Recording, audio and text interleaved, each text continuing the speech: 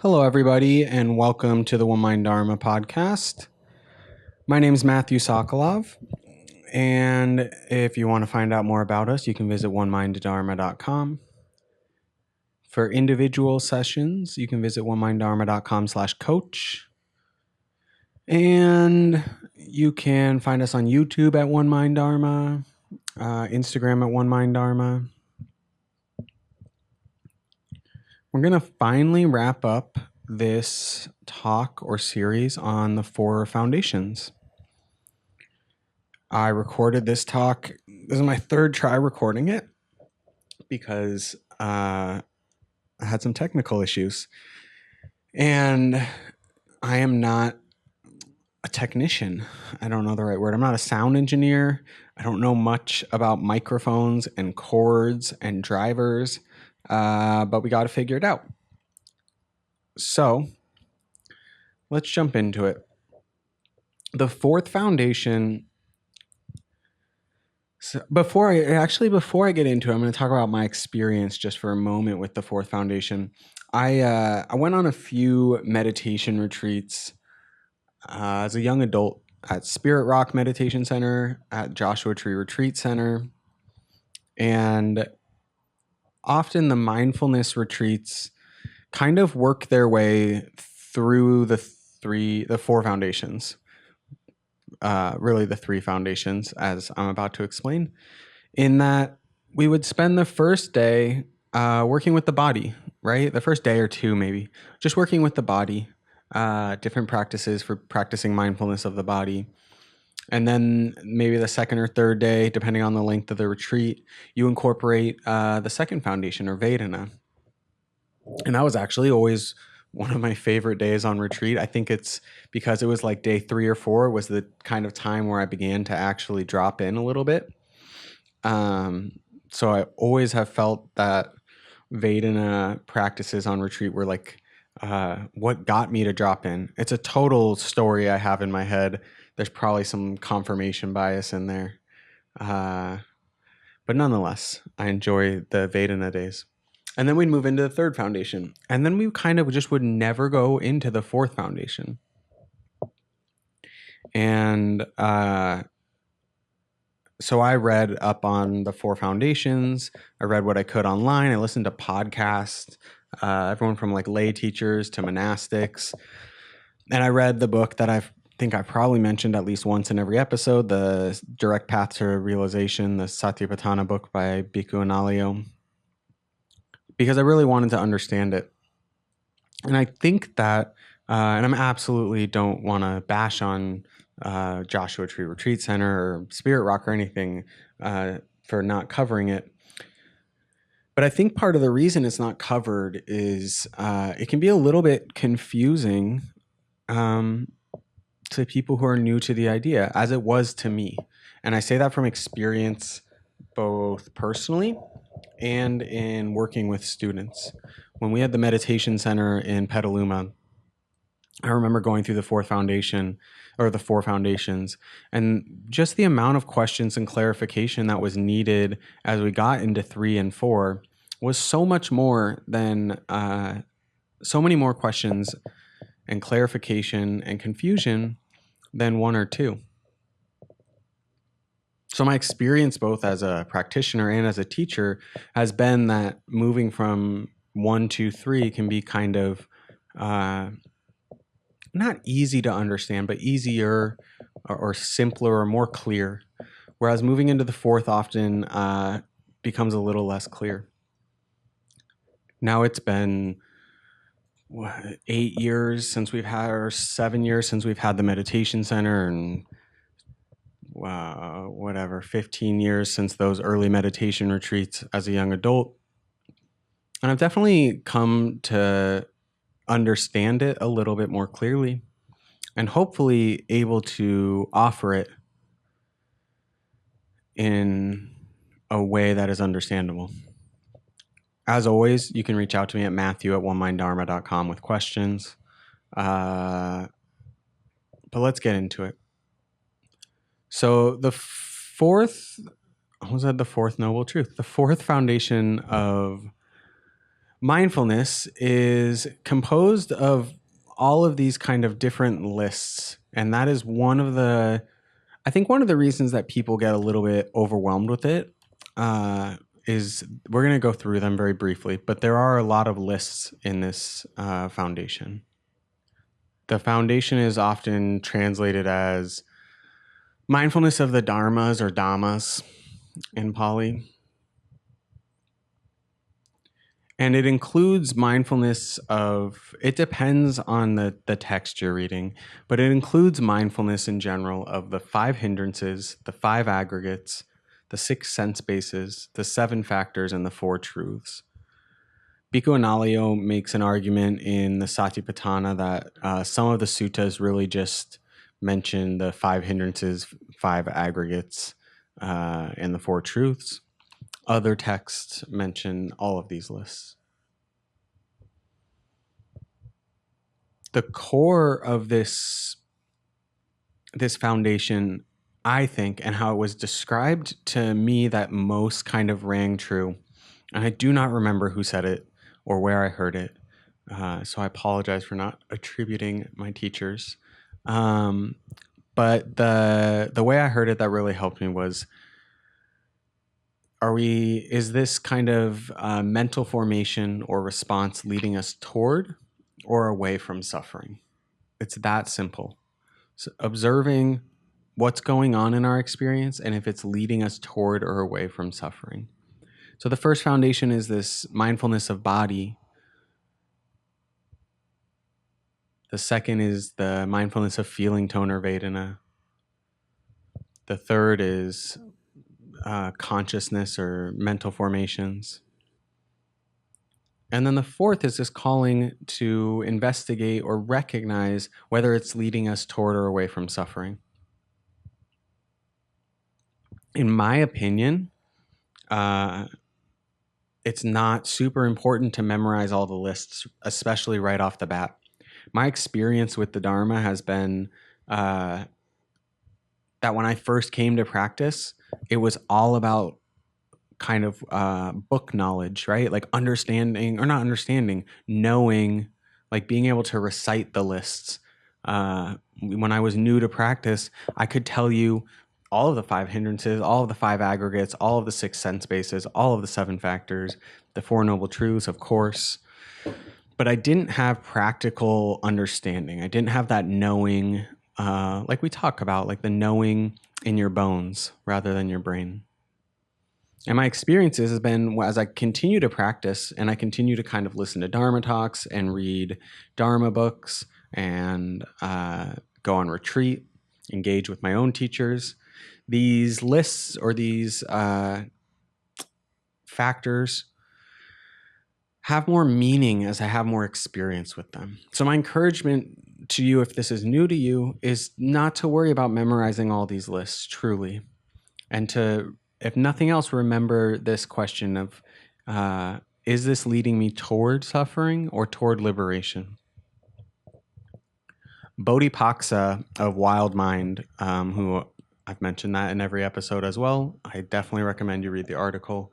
He says, the essence of the Dhamma Satipatthana, I would argue, is not any particular list of positive or negative mental states, nor any particular combination of such lists.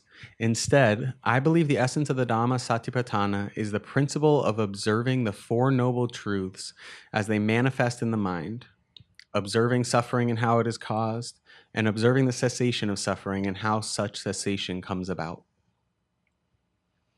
So that's a much more eloquent way to say what I was just saying. And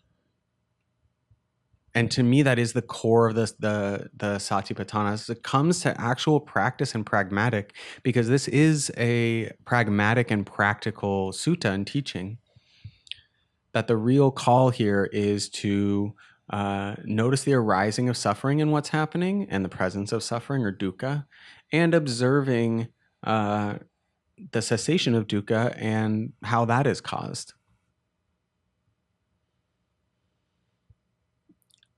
So I'm going to go through the lists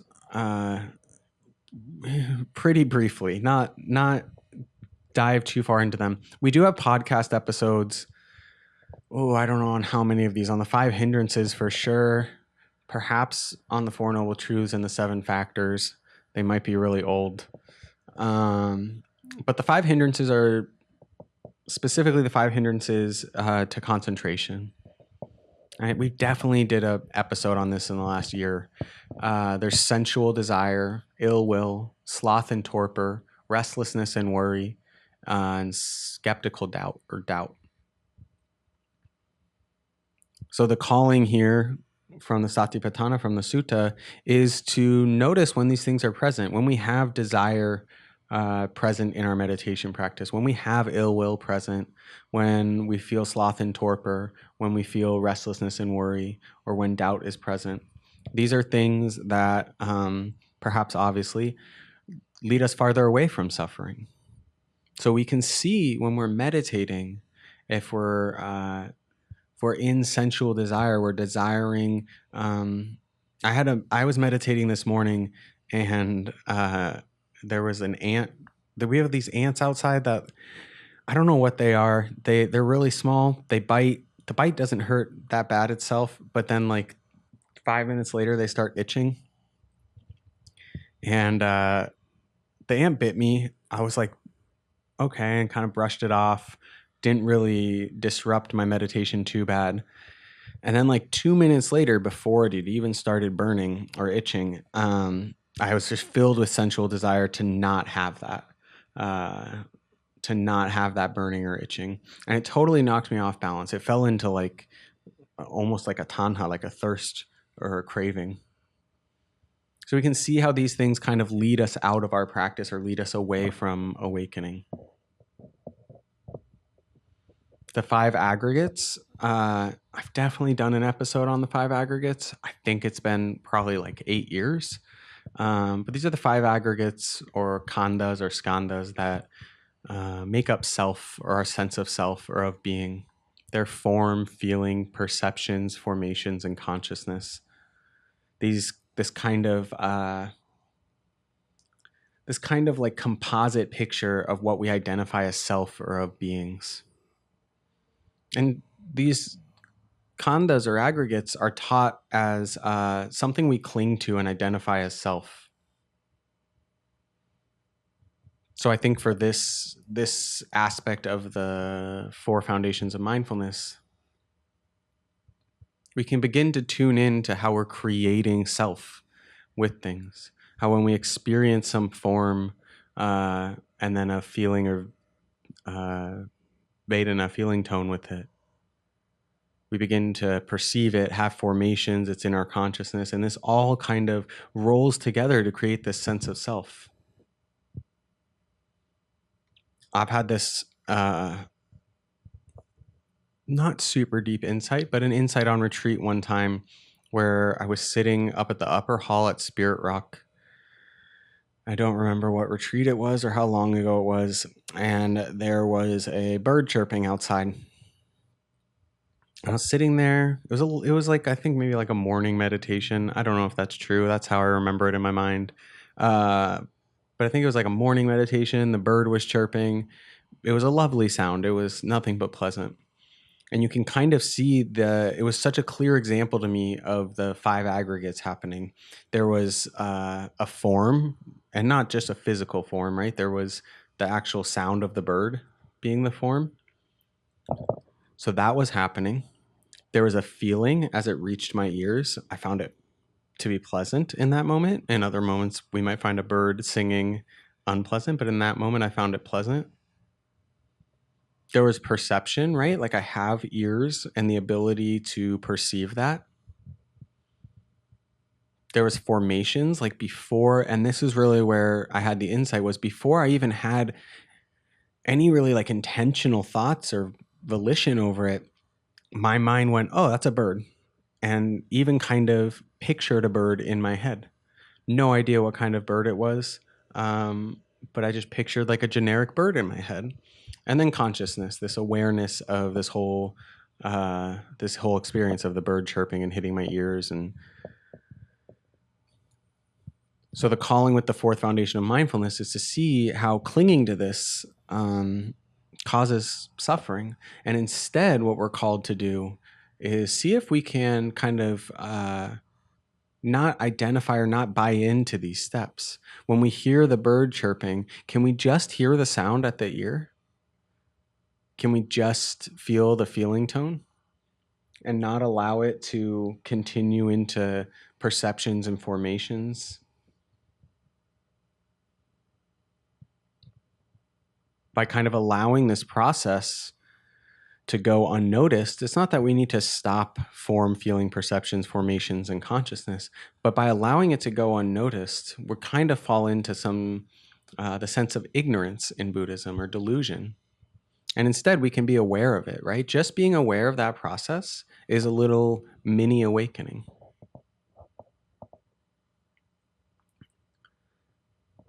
If I will look at our history, if we don't have a podcast on the five aggregates, I'll do a full one. It's definitely a topic that deserves its own episode. The next one is the six sense bases, which are eye, ear, nose, tongue, body, mind, right? Seeing, hearing, smelling, tasting, feeling, and thinking.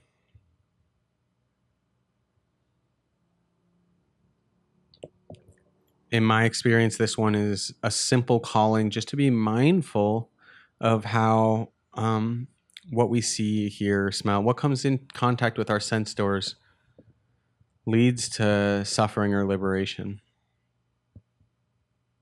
To be mindful and guard our sense doors, to be mindful about what we ingest into our bodies with food, to be mindful of what music we listen to or TV shows we watch, to be mindful of the thought patterns. And then the seven factors of awakening. These are more, I hate to say it so such a dichotomy, but these are more positive or generally leading towards liberation qualities. They're mindfulness, investigation, energy, rapture or piti, tranquility, concentration, and equanimity. So the name is literally the seven factors of awakening. So clearly these are seven factors that, when we talk about that kind of second half of the Four Noble Truths, that lead to the cessation of suffering. So to recognize when there's mindfulness present, when there's investigation or energy or tranquility or peace present, to notice when the mind's concentrated or equanimous. We don't need to cling or crave more of it. And if we do find that, we can also note that. But just to notice when, be mindful of these qualities perhaps arising in that moment, and I think the overall or longer term arising of these qualities. I think that outside of meditation, like a period of reflection, we can reflect that with our continued practice, we found more equanimity, or we found concentration to be a little bit easier. It is absolutely wild to me to think back, and the truth is, in a sense, I don't really remember. I do remember, but it's hard for me to imagine a little bit the days that when I first started trying to meditate, when my parents gave me a Thich Nhat Hanh book, I was like 14, trying to meditate in my room alone, and it was like chaos, monkey mind, like no other. And part of it was I didn't really have any instruction and didn't know what I was doing, and probably was like craving and clinging a whole lot. But now, 20 so on years later, it is wild that I can sit down to meditate in the morning, and how, not always, but how much more quickly my mind settles and my body settle, and I'm able to bring some energy to my practice. I'm able to collect my attention and concentrate. So both in the moment, noticing when these things are present, and also I think recognizing the growth or the progress. And then finally, the Four Noble Truths. So that there is dukkha, or suffering, there's a cause of suffering, knowing the cessation of suffering, and the cultivation or path, the Noble Eightfold Path. So to know when these things are happening, to know them internally and externally, as the refrain offers, to notice the arising and passing. And I know I just dropped like a ton of information, especially if those lists are new to you. But I want to come back to where we started, which is the point here is just to notice if this is leading us toward or away from suffering. I don't think we need to overanalyze it too hard. I definitely, when I first started really studying this and practicing with it, had moments where I would notice, oh, I am in like aversion or craving hard right now. And this is leading me towards more suffering. And then my mind would go, okay, but what other kind of factors on this list are present? Like, let me think about all the 7 factors of awakening. Is there any mindfulness present? Is there rapture present? Is there tranquility present? What about the 5? And it kind of went off into this over analyzing. And I know everybody's mind may not do that. But if you do find your mind doing that, I think that's another really good chance to say, oh, this is leading me towards more suffering, right? This is aversion and craving and kind of sensual desire or doubt is leading me towards more suffering.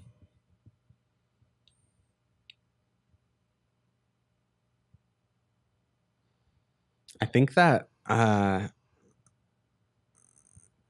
this fourth foundation of mindfulness is one of the pieces of mindfulness that is like most often left out when it comes to secular or Western understanding of mindfulness. And I don't want to group every kind of secular mindfulness practice or Western mindfulness practice into that, but we so often hear of mindfulness as simply being present, being really present with what's going on.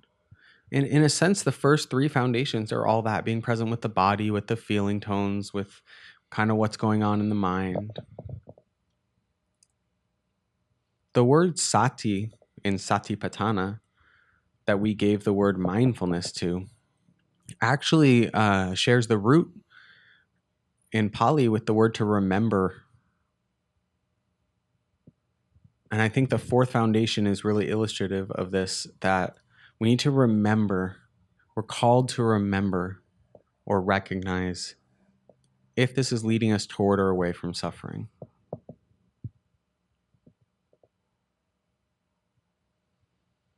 I think about it like, let's say I'm having a really bad day, just for whatever reason. Someone cuts me off in traffic, and I lean out the window and I yell something harmful or hurtful to that person. And I'm very aware and I'm very present while I do it. That's not necessarily mindfulness. Mindfulness calls for us to recognize, oh, I have the urge to yell something at this person. I have a craving or ill will present, and that's going to lead me to more suffering. So I'm not going to do it. Mindfulness calls for us to, the 4 foundations at least, call for us to reflect or recognize if something is bringing us toward liberation or awakening, or more towards suffering and more pain.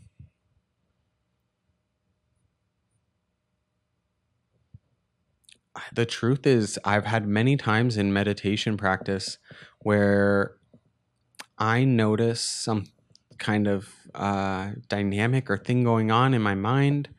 I notice or recognize, ooh, this is leading me towards more suffering. And it doesn't stop. It kind of just keeps going. And I just sit there and go, oh yeah, this is causing suffering as I'm sitting here right now. This is not wholesome. And it's not to say that we can just let ourselves get away with harmful behavior because we're mindful and we know that it's harmful. But I think in meditation practice, which these are meditation instructions specifically, I think that by noticing repeatedly over and over again if something is leading us toward suffering or toward liberation, we kind of instinctively move towards the things that lead us more to liberation. So there's a bit of like trust or confidence in the path here, which is the opposite of the hindrance of doubt.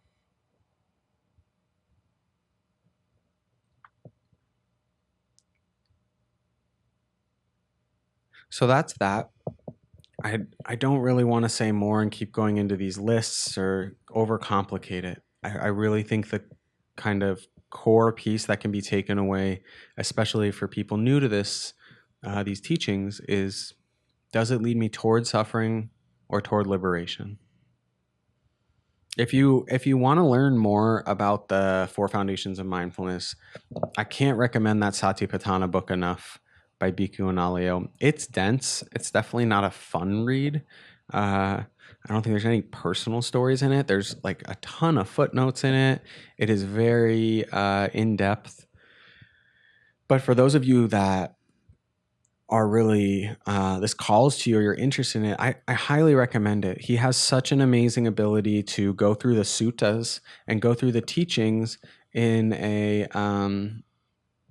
scholarly or academic way as he's doing his PhD thesis on it. But he's also a practitioner. He's also a monk and a meditator. So he has this kind of pragmatic way to go about it as well. I didn't I don't get money if you buy the book. I didn't publish it. No, I'm not trying to sell it. But I do think it's a really, really useful resource to understand and begin practicing one of the one of the more foundational teachings of actually practicing mindfulness in Buddhism. So, as always, if you want the show notes and with some resources, the post is up at oneminddharma.com. If you have any questions, my email is matthew@onemindedharma.com. And I look forward to talking soon.